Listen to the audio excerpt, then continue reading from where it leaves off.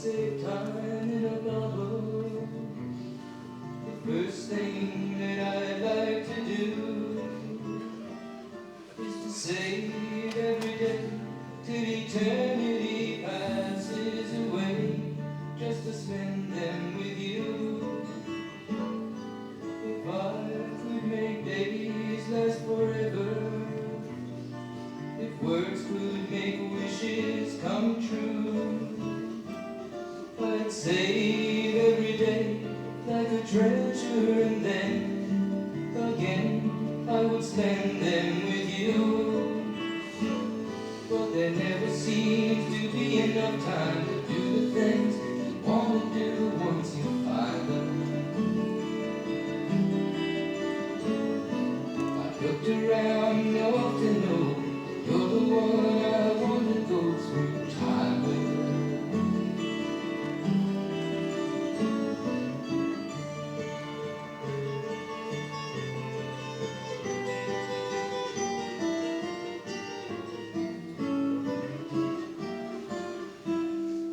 If I had a box just for wishes and dreams that had never come true, the box would be empty except for the memory of how they were answered by you. But there never seems to be enough time to do the things you want to do once you find them. I've looked around enough to know you're the one I want to go through time with.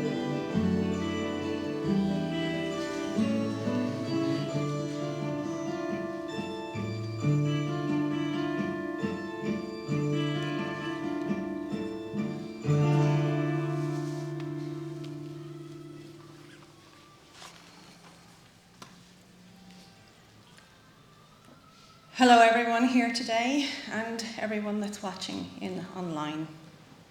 On behalf of Michael's family, I would like to welcome you all. My name is Patricia and I'm a civil celebrant, and it is my privilege to lead this celebration of life ceremony for Michael. It has been planned with so much love by his devoted and loving family. There is never a right time, a good time, or an easy time to lose a loved one. And there is absolutely no question that Michael's time definitely came much too soon. Luck brings people into our lives. Our gratitude keeps them there. And love is the gift that they give us. It was so very evident as I sat with Amy, Carl, Louise and Michelle round the table on Monday. What an incredibly special and deeply loved person Michael was. Without a shadow of a doubt, it was clear that this was a life that has touched so many people. A life that was lived to the fullest and filled with so much love. Michael's gigantic lust for life and amazing gifts need to be celebrated as much as his enormous loss will be felt and mourned. And here today, we've come to pay tribute to the man that was so much to so many of you. A son, a father, a brother, a life partner, a friend and colleague, a neighbour and a hero to many. Patricia is now going to sing Parting Glass for us.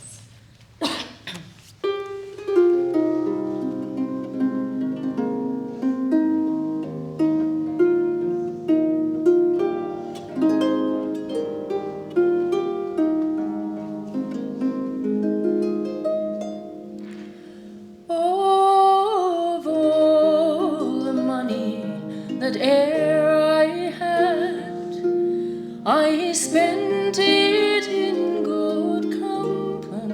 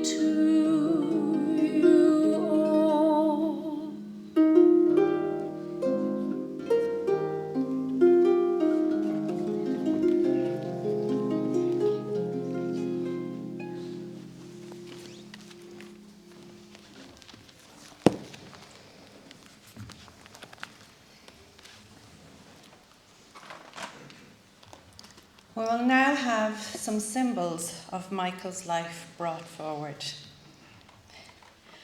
First, Amy is going to come forward with the painting that Michael completed of their home, where they were so happy, and she has placed there the lead from his beloved dog Teddy.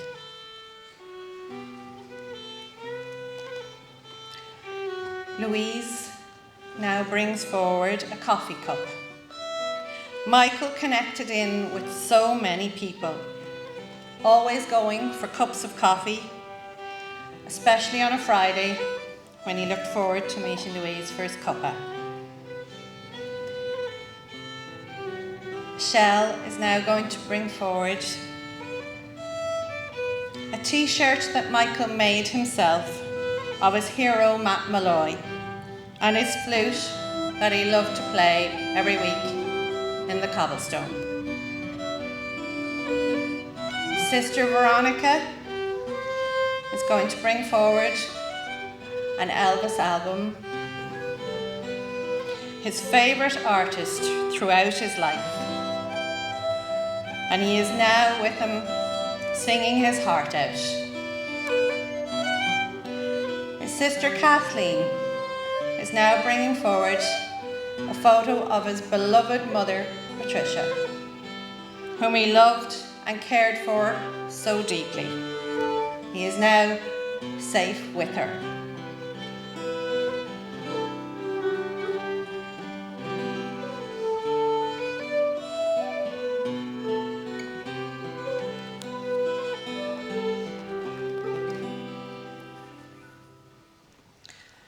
Carl will now say some words about his father.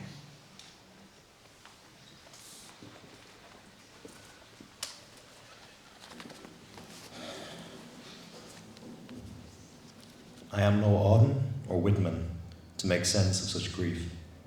I'm just a son, speaking from the heart about my dad, who meant the world to my sisters and me. To his fiancée Amy, to his brothers and sisters and their partners, Jim and Mary, Kathleen, Patricia and Guilford, Eamon, Kevin and Nikki, Carmel and Andy, and Veronica and Andy. To his own father, Eddie, and to his friends, of which there are too many to list due to the gregarious nature of the man. Forgive me if I stumble. Forgive me if I cannot cover such a vibrant life without omitting details. Forgive me if I break down. My hero has fallen.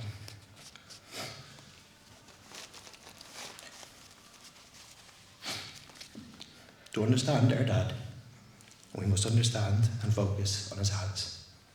Seasoned and strong from years of hard work, but tender and delicate for the soul that pulled the strings. Along with a beautiful voice, they were the instruments he was born with, and he used them to create almost everything the mind can conceive. He made furniture, musical instruments. He fixed cars, trains. He spun candle holders, lamps, goblets, vases. He built garden fences, old stone walls, houses here and abroad. He painted and drew, and he played music, the guitar, flute, tin and low whistle, fiddle, banjo, uilleann pipes. He even dabbled with panpipes and the harmonica when we were younger. Basically, he created a house, would fill it, and entertain guests. But while his hands could create the house, when they embraced you, they created a home. They were hands controlled with the heart to achieve its passions and to show his love, with a gentle squeeze of the hand or a warm hug. And his heart was full of love. It was this love which drove his every action in life. He loved my sisters and me. He loved Amy. He loved his family. He loved his friends. And he loved life. It was his love of life which was infectious. He lived every day as if it may be his last. He filled every day with as much joy as possible, normally fueled by excessive coffee consumption. Before retiring and starting his course in Ballyfermot College, making and playing traditional Irish instruments, he was in the Dublin Fire Brigade, rushing into blazes, cutting and pulling people from cars, performing CPR, saving lives.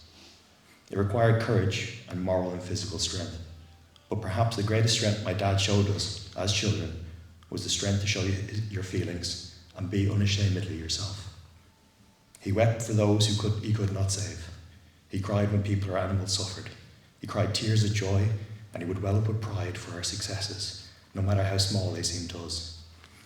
He was pained when he felt in the wrong and showed the strength to apologise for his mistakes. And though it may sound like all he did was cry, it was actually quite the opposite. All he sought was joy and a laugh for himself and those around. Sometimes his jokes would be so silly that you'd laugh and shake your head a little, either because of how bad they were or simply because his expectant eyes were fixed on you, waiting to laugh along with him. He was a man who just wanted the world to laugh along with him. He had through life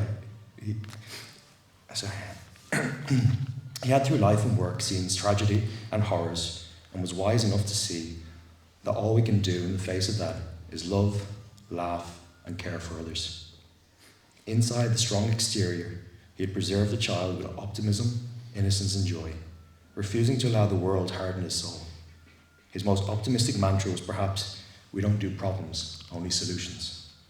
And he upheld this, always willing to help someone, to fix something, do the odd job, or just simply meet them for a coffee and a chat. As a father, he was hands-on and loving. As kids, he built his go-karts, wooden forts, basketball hoops, and a tree house that nowadays he pay a small fortune on Airbnb to stay in. When it snowed, the three of us would go out in jackets with socks in our hands and build snowmen and throw snowballs. But as the bigger child, he would come out, pelt us with snowballs, cackle, give us an easy target for revenge, and pretend we'd overwhelmed him.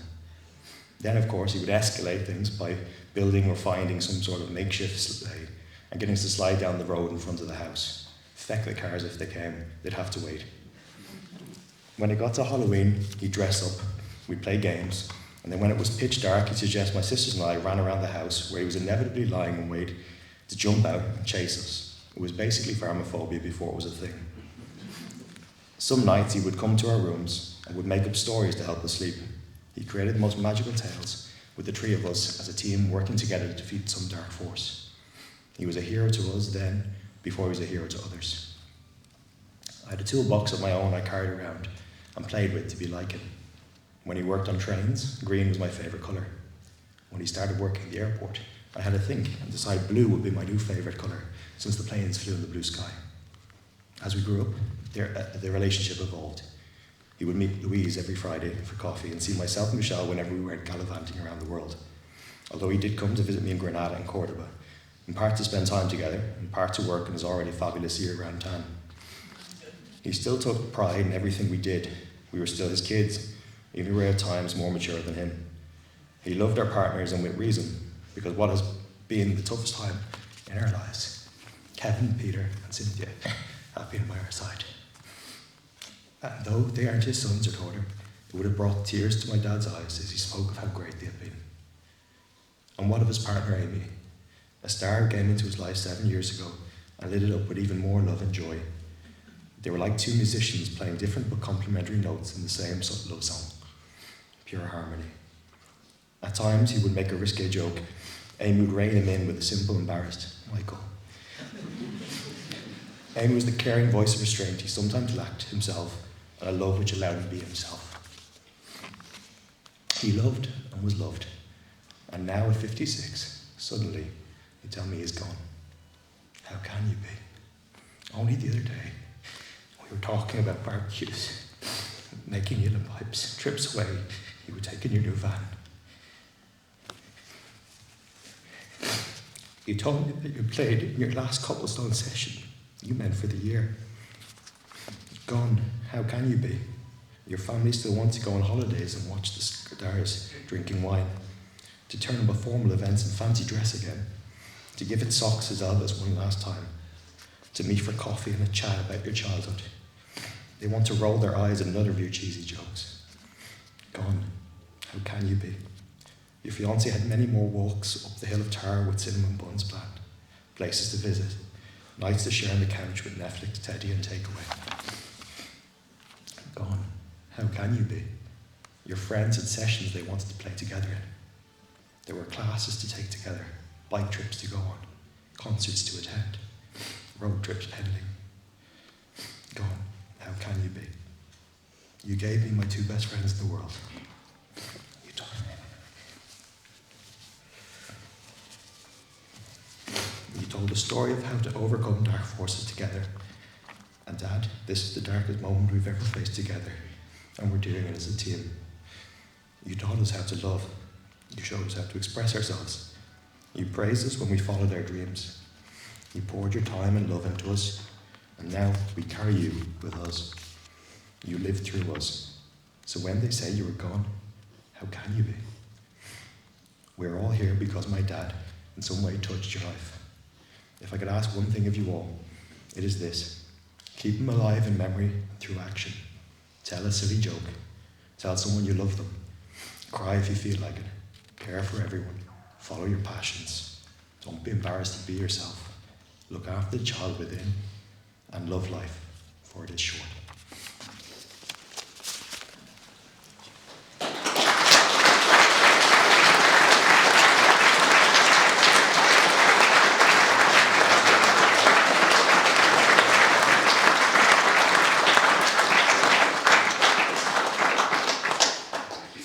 I can only say words like that are purely the measure of a great, great man, father and son. Andy would now like to say a poem for us.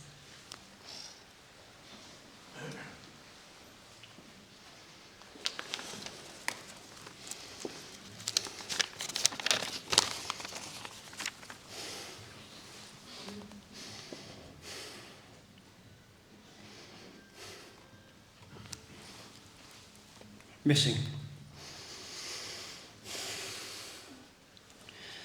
The dart train, it won't run today. There's no way it can go. There's no one there to fix the brakes. The fitter didn't show. The firestorm through the building, its future left in doubt. How can we save the people with no one to put it out? The karaoke stage is empty. No Elvis songs to sing. A crowd in blissful ignorance without the real king. The cobblestone sounds different. It shouldn't sound this way. It's just a little quieter with one flute gone astray. The bike stays on its side stand. The helmet remains stowed. The wheels will not be turning. The road will be unroad. The college course unfinished. The blackwood is unturned. No more instruments will be made, and no more lessons learned. The crack is not so mighty, the banter's not so great. One bar still stays against the bar, it seems one person's late. The garden is less tidy, the grass it overgrows. The trellis is more thorny, with none to tend the rows. One side of bed unruffled, all breakfast chat untalked. A coffee cup lays idle. A dog remains unwalked. These gaps don't go unnoticed. The silence always heard. All feelings are intensified by the tweeting of the birds. With every chance that comes along, when all reach out to you, don't prevaricate or hesitate. Think, what would Michael do?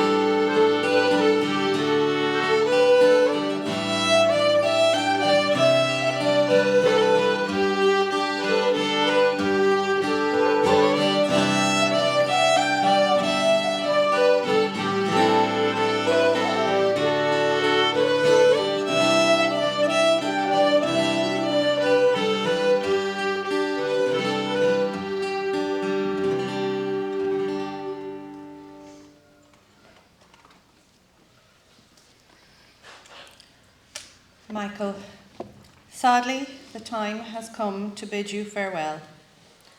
No one wants to let you go, but they know that they must. Before they do, we want to thank you wholeheartedly for all the joy you brought into everyone's life. We have remembered today what a gift you were to this world.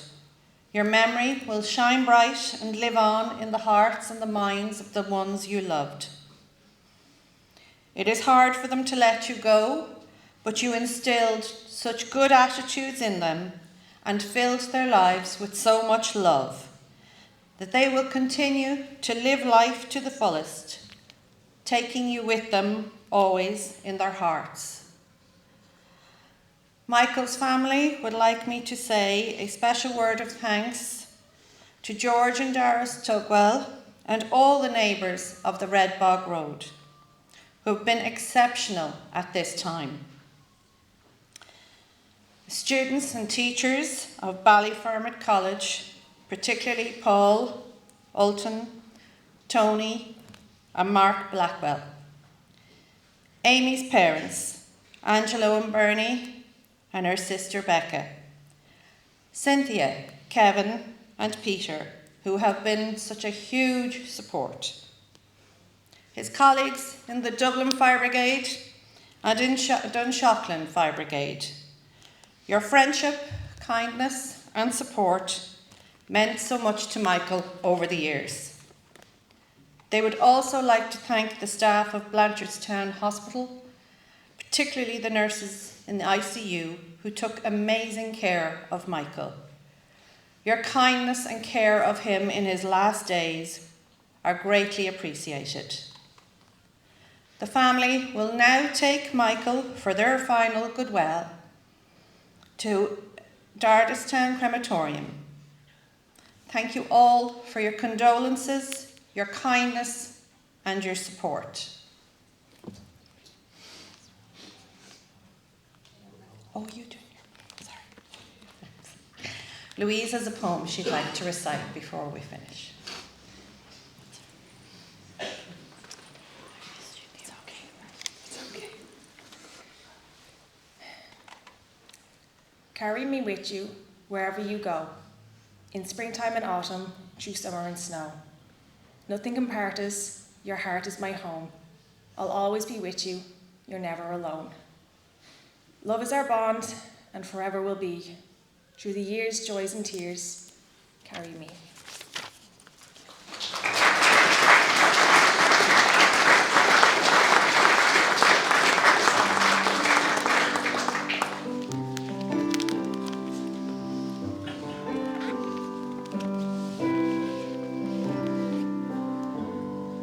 Falling in love wasn't part of the plan. Everyone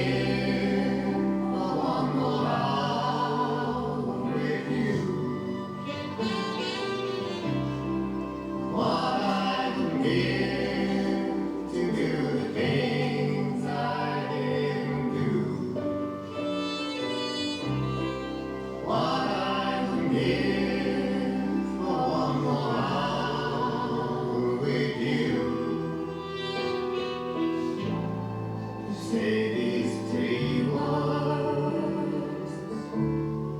I love you.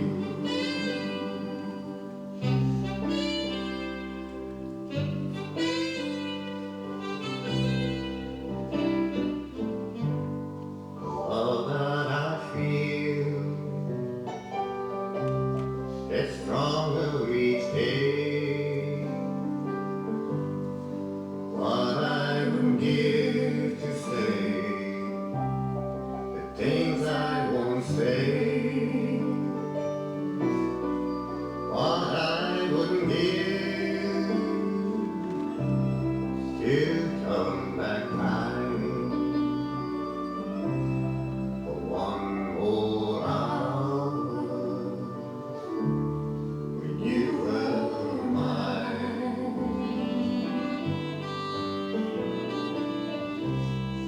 What I would give for one more hour with you. What I would give to do the things I didn't do. What I would give for one more hour with you. Say these three words. I love you.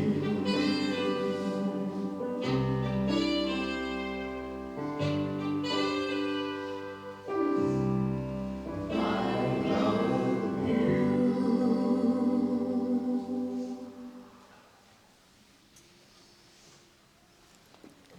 Thank you, everyone.